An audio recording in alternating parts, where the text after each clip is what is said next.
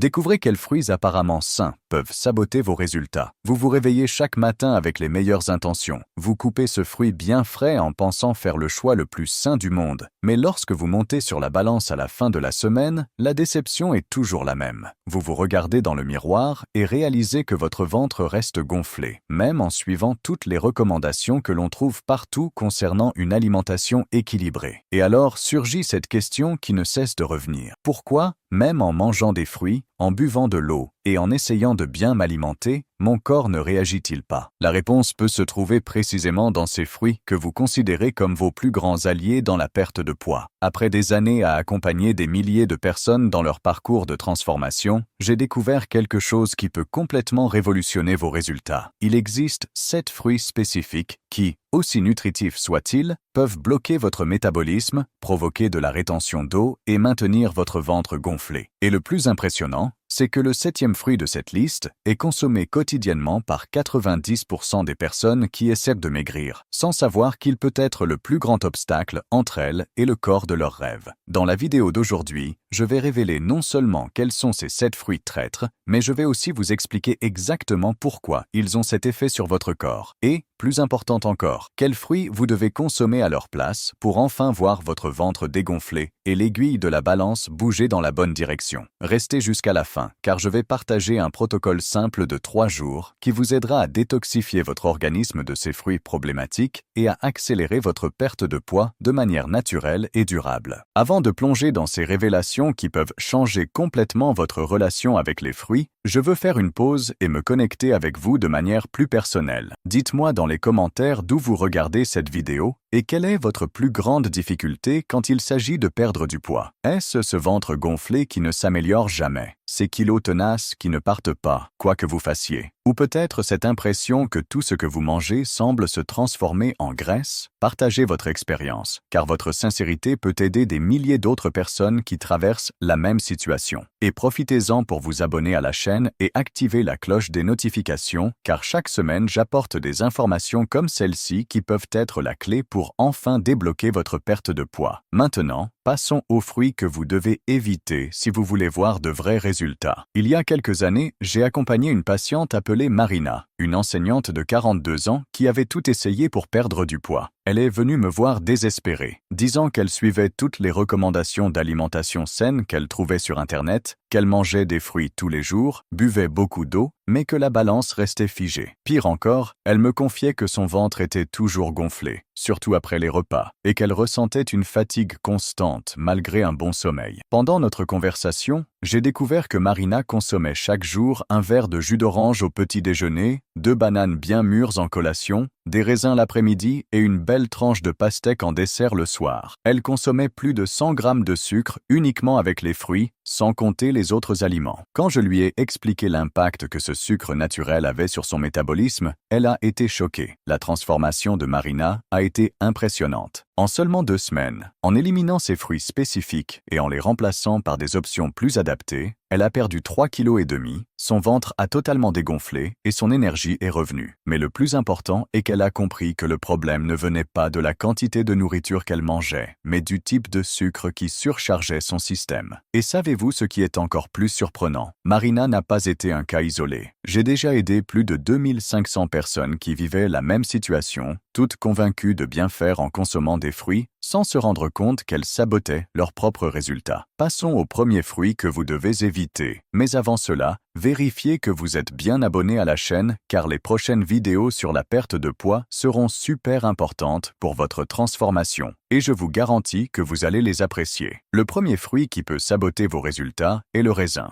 Oui, ces petits raisins sucrés qui semblent si inoffensifs peuvent être une bombe de sucre déguisée en collation saine. Une seule tasse de raisin contient environ 23 grammes de sucre naturel, ce qui équivaut à presque 6 cuillères à café de sucre. Lorsque vous consommez cette quantité de fructose en une seule fois, votre foie est surchargé en essayant de traiter tout ce sucre, et ce qu'il ne peut pas immédiatement utiliser comme énergie finit par être converti en graisse. Mais le problème du raisin va au-delà de sa forte teneur en sucre. Il a un indice glycémique relativement élevé pour un fruit, ce qui signifie qu'il provoque des pics rapides de votre glycémie. Ces pics sont suivis de chutes brutales, créant un cercle vicieux de faim, d'envie de sucrerie et d'accumulation de graisse, en particulier dans la région abdominale. De plus, les raisins sont extrêmement faciles à consommer en grande quantité. Combien de fois avez-vous commencé par manger seulement quelques raisins et terminé en dévorant toute la grappe sans même vous en rendre compte? Cela se produit parce que le sucre contenu dans les raisins ne provoque pas la même sensation de satiété que d'autres aliments, vous laissant avec l'envie d'en manger encore et encore. Pour aggraver les choses, les raisins contiennent aussi des composés qui peuvent provoquer une fermentation dans l'intestin lorsqu'ils sont consommés en excès, entraînant des gaz, des ballonnements abdominaux et de l'inconfort digestif. Si vous faites partie de ces personnes qui adorent les raisins, le conseil est de les remplacer par des fruits rouges comme les fraises, les framboises ou les myrtilles. Ces fruits contiennent beaucoup moins de sucre, plus de fibres et de puissants antioxydants qui aident réellement à la perte de poids. La portion idéale serait d'une demi-tasse par jour, de préférence consommée avec une source de protéines ou de bonne graisse pour réduire l'impact glycémique. Et voici un conseil précieux que peu de nutritionnistes partagent. Si vous ne pouvez vraiment pas résister aux raisins, il existe une stratégie spécifique pour minimiser les dégâts. Congelez les raisins pendant au moins 2 heures avant de les consommer. Le froid diminue la perception du goût sucré, ce qui vous fait manger plus lentement et en plus petite quantité. De plus, le processus de congélation modifie légèrement la structure du sucre, rendant son absorption un peu plus lente. Mais rappelez-vous, ce n'est pas une autorisation de manger des raisins à volonté, c'est simplement une stratégie de réduction des dommages pour des moments spécifiques. Le deuxième fruit que vous devez éviter si vous voulez perdre du poids est la mangue. Je sais que cela peut faire mal au cœur de beaucoup de gens, surtout ici au Brésil où la mangue est pratiquement une passion nationale. Mais la vérité est qu'une mangue moyenne contient environ 45 grammes de sucre, soit presque le double de la quantité quotidienne recommandée pour une personne essayant de perdre du poids. Le problème de la mangue ne réside pas uniquement dans la quantité astronomique de sucre, mais aussi dans la façon dont ce sucre est absorbé par votre organisme. La mangue a une texture crémeuse et sucrée qui vous pousse à la consommer rapidement, envoyant un flot de fructose directement à votre foie. Quand cela se produit, votre corps cesse de brûler les graisses et entre immédiatement en mode stockage. C'est comme si vous disiez à votre métabolisme « Regarde, il y a plein de sucre ici, tu peux arrêter d'utiliser les réserves de graisse ». De plus, la mangue est extrêmement calorique pour un fruit. Une grosse mangue peut contenir jusqu'à 200 calories, l'équivalent de 2 tranches de pain complet. Si vous essayez de créer un déficit calorique pour perdre du poids, consommer régulièrement de la mangue peut facilement saboter vos efforts. Un autre point important est que la mangue, surtout lorsqu'elle est très mûre, peut provoquer des pics significatifs d'insuline. L'insuline est connue comme l'hormone du stockage des graisses, et plus vous avez de pics au cours de la journée, plus il est difficile pour votre corps d'accéder aux réserves de graisse et de les brûler. Pour de nombreuses personnes, la mangue peut aussi provoquer des problèmes digestifs comme des ballonnements et des gaz, surtout lorsqu'elle est consommée avec d'autres aliments. Cela se produit car la forte teneur en sucre peut nourrir des bactéries indésirables dans l'intestin, provoquant une fermentation excessive. Si vous ne pouvez vraiment pas vivre sans mangue, la stratégie est de ne consommer qu'un quart de petite mangue, au maximum une fois par semaine, et toujours après un entraînement intense lorsque vos muscles sont plus réceptifs pour absorber le sucre. Une bien meilleure alternative serait la papaye, qui contient moins de sucre, plus de fibres et des enzymes digestives qui aident réellement à la perte de poids. En parlant de papaye,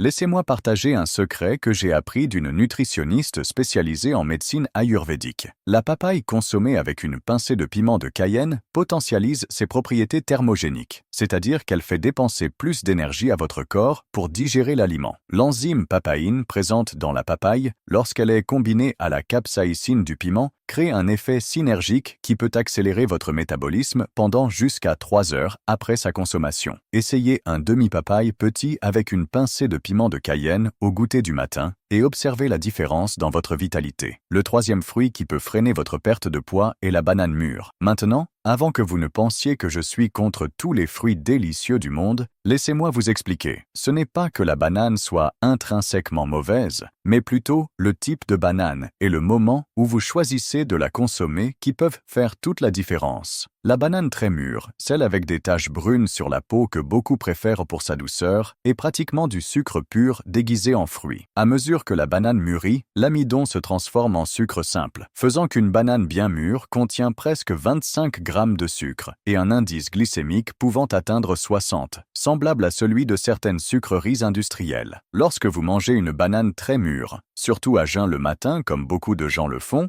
vous créez une montagne russe glycémique dans votre organisme. D'abord vient le pic d'énergie suivi d'une chute brutale, qui vous laisse plus fatigué et affamé qu'avant. Cette variation constante des niveaux de sucre dans le sang nuit non seulement à votre concentration et à votre énergie, mais rend aussi beaucoup plus difficile pour votre corps de brûler les graisses de manière efficace. De plus, la banane mûre est extrêmement facile à digérer, ce qui peut sembler être un avantage, mais signifie en réalité qu'elle ne procure pas une satiété durable. Vous pouvez manger une grosse banane et avoir à nouveau faim en moins d'1 heure. Pour aggraver les choses, de nombreuses personnes ont l'habitude de consommer la banane avec d'autres glucides, comme des flocons d'avoine ou du granola, créant une bombe de sucre qui garantit pratiquement le stockage de graisse. Le timing est également crucial. Manger une banane en fin de journée ou le soir est particulièrement problématique car votre métabolisme est plus lent et votre corps a tendance à convertir le sucre en graisse. Si vous ne pouvez pas vivre sans banane, optez pour la banane verte ou jaune encore ferme, qui contient plus d'amidon résistant et moins de sucre. Consommez au maximum une demi-banane petite, de préférence avant ou après un exercice physique, et toujours accompagnée d'une protéine ou d'un bon gras comme du beurre de cacahuète naturel ou du yaourt grec sans sucre. Le 4e fruit qui figure sur la liste des ennemis de la perte de poids est l'ananas. On passe au fruit suivant, mais avant cela, il semble que vous n'ayez pas encore liké cette vidéo. C'est très important pour que YouTube continue à diffuser ces informations qui peuvent transformer votre santé. Je sais que cela va à l'encontre de tout ce que vous avez entendu sur l'ananas comme fruit brûle-graisse, mais la vérité scientifique est bien différente de ce que le marketing nous a fait croire. L'ananas est extrêmement riche en sucre, une tranche moyenne contenant environ 16 grammes de sucre et ayant un indice glycémique étonnamment élevé pour un fruit. Le mythe selon lequel l'ananas brûle les graisses vient de la bromélaïne, une enzyme présente dans le fruit qui aide effectivement à digérer les protéines, mais qui n'a aucun effet prouvé sur la combustion des graisses corporelles. En réalité, la forte teneur en sucre de l'ananas peut avoir l'effet exactement inverse. Lorsque vous consommez de l'ananas, surtout en grande quantité comme le font beaucoup de personnes parce que c'est rafraîchissant et savoureux, vous inondez votre système de fructose. Et voici un fait que peu de gens connaissent. Le foie ne peut traiter qu'une quantité limitée de fructose à la fois, entre 25 et 50 grammes par jour selon la personne. Lorsque vous dépassez cette limite, l'excès est directement converti en graisse par un processus appelé lipogenèse. L'ananas pose également problème car il est très acide, ce qui peut provoquer des irritations de l'estomac et des troubles digestifs chez les personnes sensibles. Cette acidité, combinée à la forte teneur en sucre, peut créer un environnement favorable à la prolifération excessive de levure dans l'intestin, entraînant ballonnement, gaz et inconfort abdominal. De plus, l'ananas a une caractéristique dangereuse. Il est addictif. Le sucre naturel combiné à l'acidité crée une saveur intense qui active les centres de récompense du cerveau, vous poussant à en vouloir toujours plus. Beaucoup de personnes qui disent « manger de l'ananas pour maigrir » finissent par en consommer des quantités excessives, sans s'en rendre compte. Si vous tenez vraiment à inclure l'ananas dans votre alimentation, la stratégie consiste à ne pas dépasser 2 petits cubes par jour, de préférence après un entraînement, lorsque vos muscles peuvent mieux absorber le sucre. Une bien meilleure option serait le kiwi, qui contient moins de sucre, plus de fibres et beaucoup de vitamine C, ainsi que des enzymes digestives naturelles qui aident réellement à la digestion sans provoquer de pic glycémique. En parlant de kiwi, voici une astuce que peu de gens connaissent. Mangez le kiwi avec la peau. Oui, la peau du kiwi est totalement comestible et triple la quantité de fibres du fruit. Lavez-la bien, frottez doucement pour enlever les petits poils les plus épais et mangez le tout. La texture peut sembler étrange au début, mais on s'y habitue vite. La peau du kiwi contient de puissants flavonoïdes qui augmentent la combustion des graisses et améliorent l'absorption de la vitamine C. De plus, les fibres supplémentaires de la peau procurent une sensation de satiété qui dure des heures. La 5e fruit qui peut saboter votre perte de poids est la pastèque. Oui, je sais que la pastèque est considérée comme un fruit hydratant et peu calorique. Mais il existe un côté obscur que personne ne vous dit. Bien que la pastèque soit effectivement riche en eau, elle a également un indice glycémique extrêmement élevé, atteignant 72, soit presque le même que certains bonbons industriels. Cela signifie qu'une petite portion de pastèque peut provoquer des pics significatifs de votre glycémie. Le problème de la pastèque est qu'elle est trompeusement facile à consommer en grande quantité. quantité. Une tranche moyenne de pastèque contient environ 18 grammes de sucre, mais comme elle est rafraîchissante et très aqueuse, on en mange facilement 2, 3, voire 4 tranches sans s'en rendre compte, ingérant ainsi une quantité énorme de sucre d'un coup. De plus, la pastèque est pratiquement dépourvue de fibres, de protéines ou de graisses qui pourraient ralentir l'absorption du sucre. C'est comme boire un jus sucré légèrement dilué. Lorsque vous mangez de la pastèque, surtout à jeun, tout ce sucre entre rapidement dans la circulation sanguine, forçant votre pancréas à libérer de grandes quantités d'insuline pour contrôler la glycémie. Et plus vous avez d'insuline qui circule dans votre sang, plus il est difficile pour votre corps de brûler les graisses. La pastèque peut aussi être problématique pour les personnes ayant un intestin sensible. Sa forte teneur en sucre peut nourrir des bactéries et levures indésirables dans l'intestin, provoquant ballonnement, gaz et digestion lente. Pour certaines personnes, la pastèque peut aussi avoir un effet diurétique excessif, entraînant une perte d'électrolytes important et vous laissant paradoxalement déshydraté. Un autre point important est le timing. La pastèque est souvent consommée en dessert ou en collation le soir, précisément lorsque votre métabolisme est plus lent et que votre sensibilité à l'insuline est réduite. Cela garantit presque que tout ce sucre sera stocké sous forme de graisse. Si vous ne pouvez pas résister à la pastèque, surtout en été, limitez-vous à un petit cube de la taille d'une boîte d'allumettes, au maximum 2 fois par semaine, et toujours après une activité physique. Une bien meilleure alternative serait le concombre avec du citron, qui procure la même sensation de fraîcheur sans le tsunami de sucre. Le 6e fruit que vous devez éviter, si vous voulez voir de vrais résultats, est la poire très mûre. Les poires sont souvent recommandées dans les régimes car elles sont riches en fibres, mais lorsqu'elles sont trop mûres, elles deviennent un piège métabolique déguisé. Une poire mûre moyenne contient environ 25 grammes de sucre, et à mesure qu'elle mûrit, sa texture devient plus molle justement parce que les fibres se dégradent et que l'amidon se transforme en sucre simple. Cela signifie qu'une poire très mûre contient beaucoup moins de fibres utiles et beaucoup plus de sucre libre que vous ne l'imaginez. Le problème est que beaucoup de gens préfèrent les poires très mûres parce qu'elles sont plus sucrées et plus faciles à mâcher, sans se rendre compte qu'ils consomment essentiellement du sucre liquide avec un peu de pulpe. Lorsque vous mangez une poire très mûre, surtout celles qui sont déjà bien molles, l'absorption du sucre est très rapide, provoquant les mêmes pics glycémiques que d'autres fruits problématiques. La poire mûre est aussi très tresse, car elle a un goût doux qui ne semble pas très sucré, vous poussant à sous-estimer la quantité de sucre que vous consommez. De plus, sa texture molle fait que vous mâchez moins, ce qui signifie moins de satiété et une plus grande tendance à manger autre chose peu après. Pour les personnes ayant un intestin sensible, la poire mûre peut provoquer une fermentation excessive, entraînant des gaz et des ballonnements abdominaux. Cela se produit parce que le sucre libre nourrit des bactéries indésirables dans l'intestin, créant un environnement de dysbiose qui peut même affecter l'absorption de nutriments importants. La poire contient aussi du sorbitol, un type de sucre que beaucoup de gens ont du mal à digérer, surtout lorsqu'il est consommé en grande quantité. Le sorbitol peut non seulement provoquer des troubles digestifs, mais aussi de la rétention d'eau, vous donnant une sensation de gonflement et de lourdeur. Si vous aimez les poires, optez pour des poires fermes et légèrement vertes, qui ont plus de fibres intactes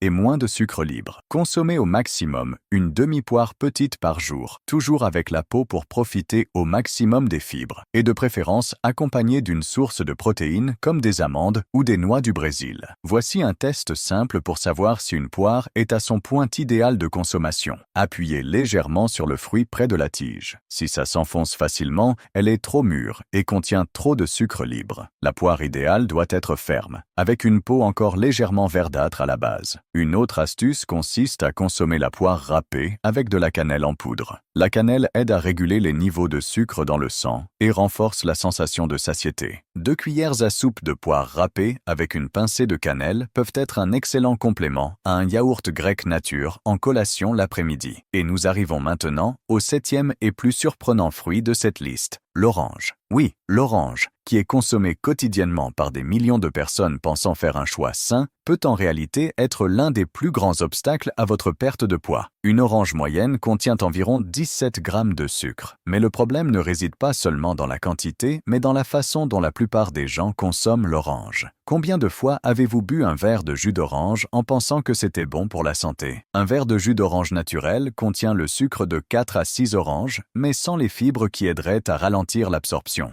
c'est comme boire un soda naturel. Mais même lorsqu'elle est consommée entière, l'orange peut poser problème pour ceux qui essaient de perdre du poids. D'abord, parce qu'elle a un indice glycémique modéré à élevé, surtout lorsqu'elle est bien mûre et sucrée. Ensuite, parce que les gens ont tendance à consommer les oranges en trop grande quantité, surtout au petit déjeuner, créant un pic de sucre dès le matin qui peut perturber tout le métabolisme de la journée. L'orange est aussi extrêmement acide, ce qui peut causer des problèmes digestifs et du reflux chez les personnes sensibles. Cette acidité, combinée au sucre, crée un environnement dans l'estomac qui peut nuire à la digestion des autres aliments et provoquer des douleurs abdominales. En outre, beaucoup de gens ont l'habitude de manger une orange à jeun, surtout le matin, ce qui maximise l'absorption rapide du sucre et peut entraîner une hypoglycémie réactive quelques heures plus tard, provoquant une faim intense et des envies de sucre. Pour les personnes souffrant de candidose ou de dysbiose intestinale, l'orange peut nourrir ces micro-organismes indésirables, perpétuant des problèmes comme les ballonnements, les gaz et une digestion lente. L'orange peut également interférer avec l'absorption de certains médicaments et compléments, surtout lorsqu'elle est consommée en grande quantité. Si vous avez vraiment besoin de consommer de l'orange, faites-le avec beaucoup de modération. Au maximum une demi-orange petite, 2 fois par semaine, toujours après un repas contenant des protéines et des bonnes graisses. Une bien meilleure option serait le citron, qui contient beaucoup moins de sucre, a des propriétés alcalinisantes et peut réellement aider à la digestion et à la perte de poids s'il est consommé correctement. Et puisque nous parlons de citron, laissez-moi vous révéler une stratégie puissante que j'utilise avec mes élèves. L'eau citronnée stratégique. Ce n'est pas cette eau au citron dont tout le monde parle. C'est un protocole spécifique. Au réveil, à jeun, buvez 200 ml d'eau tiède avec le jus d'un demi-citron et une pincée de sel rose. Attendez 30 minutes avant de manger quoi que ce soit. Ce protocole aide à équilibrer le pH de l'organisme, stimule la production d'enzymes digestives et prépare votre métabolisme à brûler les graisses. Mais attention,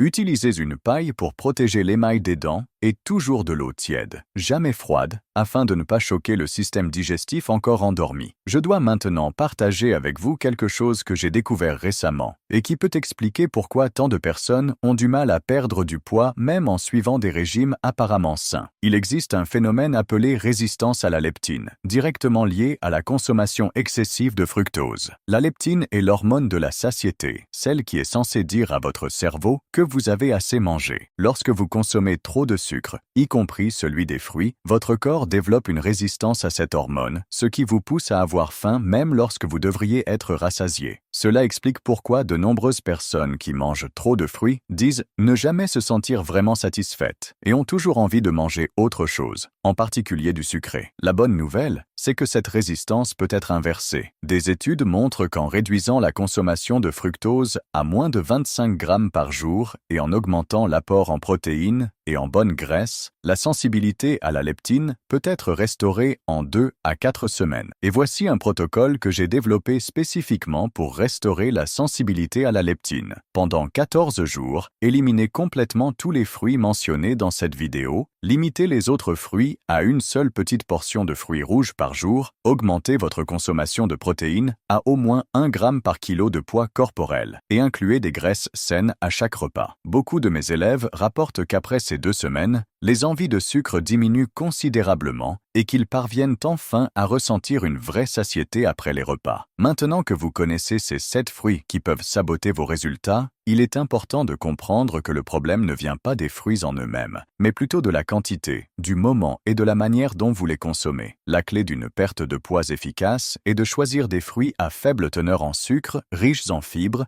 et de les consommer au bon moment et dans les bonnes quantités. Les meilleurs fruits pour ceux qui veulent perdre du poids sont les fruits rouges comme les fraises, les framboises, les myrtilles et les mûres, riches en antioxydants et à faible impact glycémique. L'avocat, bien que beaucoup de gens ne le considèrent pas comme un fruit, est excellent pour la perte de poids car il est riche en bonnes graisses et en fibres. La noix de coco fraîche est aussi une très bonne option, tout comme les pommes vertes avec la peau et les kiwis. La règle d'or est la suivante. Si vous essayez de perdre du poids, privilégiez les fruits que vous pouvez manger lentement, qui ont une peau ou des graines comestibles et qui ne sont pas excessivement sucrés. Évitez les jus de tout type, même naturels, et consommez toujours les fruits accompagnés de protéines ou de bonnes graisses pour réduire leur impact glycémique. Le timing est aussi essentiel. Les meilleurs moments pour consommer des fruits sont avant ou après une activité physique, lorsque vos muscles sont plus réceptifs pour absorber le sucre. Évitez de manger des fruits le soir et ne les consommez jamais en dessert après un repas copieux. Et voici une information qui va révolutionner votre façon de penser les fruits. Il existe une fenêtre métabolique spécifique pendant laquelle la consommation de fruits peut réellement accélérer la perte de poids. Cette fenêtre se situe dans les 30 premières minutes après un entraînement de force ou cardiovasculaire intense. Pendant cette période, vos muscles sont comme des éponges assoiffées de glucose pour reconstituer le glycogène musculaire utilisé durant l'exercice. C'est à ce moment-là qu'une petite portion de fruits peut être bénéfique, en dirigeant le sucre vers les muscles plutôt que vers le tissu adipeux. Mais attention, il s'agit de 15 à 20 grammes de sucre de fruits maximum, soit l'équivalent d'une demi-pomme petite ou d'un kiwi moyen. Et cette stratégie ne fonctionne que si vous vous êtes réellement entraîné de manière intense dans les 30 minutes précédentes. Pour vous aider à mettre ces changements en pratique, je veux partager un protocole simple de 3 jours qui va détoxifier votre organisme de ces fruits problématiques et accélérer votre perte de poids. Alors, saviez-vous que ces fruits pouvaient saboter votre perte de poids? Lequel de ces 7 fruits consommez-vous le plus souvent? Dites-moi en commentaire si vous avez déjà vécu cette situation où vous mangiez des fruits en pensant bien faire, mais sans voir de résultats sur la balance. Ou si vous connaissez quelqu'un à qui c'est arrivé. Je vous répondrai dans les commentaires. Le premier jour, éliminez complètement les 7 fruits que j'ai mentionnés et remplacez-les par une demi-tasse de fruits rouges. Mélangez au petit déjeuner, accompagné de 2 cuillères à soupe de yaourt grec nature. Pour la collation de l'après-midi, mangez un petit kiwi avec 5 amandes. Le deuxième jour, gardez les mêmes substitutions et ajoutez un quart d'avocat écrasé avec du citron et une pincée de sel au déjeuner. Le troisième jour, en plus des fruits autorisés, ajoutez une petite pomme verte avec la peau dans la matinée, en mâchant toujours très lentement et accompagné d'une cuillère à café de beurre de cacahuète naturel. Pendant ces 3 jours, buvez au moins 2 litres d'eau. Évitez tous les types de jus et observez comment votre corps réagit. De nombreuses personnes rapportent une diminution significative des ballonnements abdominaux, une énergie plus stable tout au long de la journée et moins de fringales dès les premiers jours suivant ce protocole. Après les 3 jours, vous pouvez réintroduire certains des fruits mentionnés, mais toujours avec modération et en suivant les directives que j'ai partagées sur les portions et le moment de la consommation. Et maintenant, j'ai un défi spécial pour vous. Je veux que vous testiez ce protocole de 3 jours et que vous veniez ici dans les commentaires me raconter vos résultats. Écrivez « Jour 1 terminé »,« Jour 2 terminé » et « Jour 3 terminé » au fur et à mesure que vous suivez le protocole. À la fin des 3 jours, dites-moi quel a été le plus grand changement que vous avez ressenti dans votre corps. Moins de ballonnement, plus d'énergie, moins d'envie de sucre, je serai là pour répondre à tous les commentaires et célébrer chaque victoire avec vous. Si vous êtes arrivé jusqu'ici, je sais que vous êtes vraiment engagé pour votre santé et votre transformation. Et c'est exactement pour des personnes déterminées comme vous que je crée ce contenu chaque semaine. Si vous vous êtes reconnu dans les difficultés que j'ai évoquées et que vous êtes motivé pour essayer ces changements, ne ratez pas les prochaines vidéos. Cliquez maintenant sur le bouton d'abonnement et activez la cloche des notifications. À très vite pour une nouvelle vidéo.